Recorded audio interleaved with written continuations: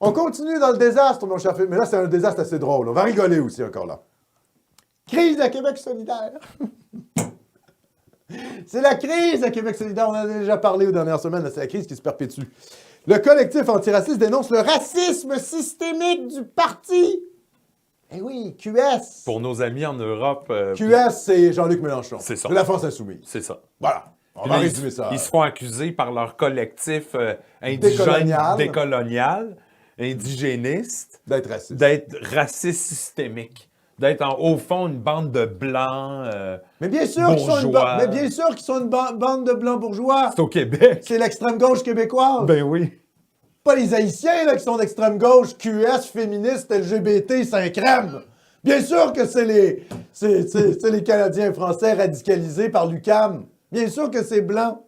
Les là, justement, on nous demande c'est qui cette voilée. Ben, c'est Ève Torres. J'en ai parlé la semaine dernière, Ève Torres. C'est la responsable du collectif en question. Une immigrante française d'origine espagnole, convertie à l'islam, qui est la responsable de ce truc. Ève Torres, parce que là, elle a un espèce de torchon sur la tête. Là, bon. Mais normalement, elle a son hijab complet. Hein, quand elle s'est présentée dans les élections au QS, c'était son hijab, là, c'était la totale orange. Elle était plus frériste. Oui, exactement. Ça, c'est son look turc. Ça, c'est le look moderne. Ouais. Mais, femme de ménage turc. Oui, exact. Ève Torres, je rappelle qu'elle a eu... Et là, Philippe va pouvoir confirmer ce que j'ai dit. Elle a eu un poste à TVA, au panel. C'était quoi? C'était la Joute. Ils l'ont engagée pour la Joute, pour commenter l'actualité québécoise. Vous savez combien de temps elle a tenu? Je pense qu'elle a tenu quelques semaines. Ça n'a pas été long. 3 semaines. À peine 3 semaines. Parce qu'elle s'est réjouie de l'incendie à Notre-Dame de Paris. Ben oui. En disant, les Français...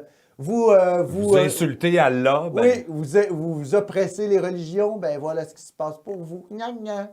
Ouais. Elle s'est réjouie de l'incendie de Notre-Dame de Paris. Elle est tellement conne, cette femme, qu'elle n'est pas capable de garder un poste à TVA, alors que c'est le meilleur moyen pour faire sa propagande islamiste. Elle est tellement nulle qu'elle n'est pas capable de rester à Québec solidaire pour l'infiltrer correctement. Elle est obligée de faire du sparage antiraciste et faire sauter les relations avec le parti. Elle est nulle! Elle est nulle! Parce que les vrais islamistes, ils infiltrent des partis, mais ils ne font pas exploser. Ils ne se révèlent pas comme ça. Ils se ferment la gueule. Ben oui! Parti libéral, là, les islamistes qui sont au Parti libéral de Justin Trudeau, là, ils ne sont pas en train de faire exploser le Parti libéral. Ils se la jouent tranquille. Ils se la jouent relax. Là. Ben ils sont là en mode sous-marin. Elle, non, elle... C'est les missiles du Hamas, là, tu vois? Ben oui, mais ils se font intercepter. Tu comprends, les missiles du Hamas? C'est pas brillant.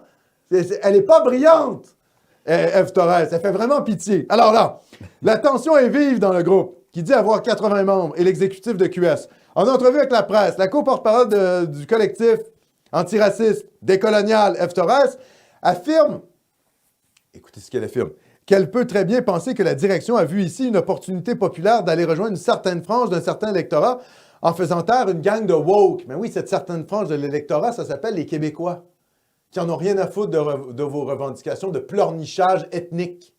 On en a ras-le-pompon de votre pleurnichage. Et c'est sûr que QS, pour garder ses comtés à l'extérieur de Montréal, ils doivent quand même pas toujours culpabiliser les Québécois sur le fait qu'ils soient blancs. Donc, ils doivent un petit peu rejoindre l'électorat des régions.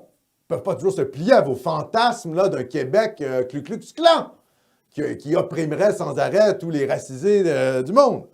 Ce qui semble évident, dit-elle, c'est qu'il y a une déconnexion entre la façon dont la direction et les porte-parole du parti parlent de l'antiracisme et la manière dont la problématique est abordée à l'intérieur même du parti.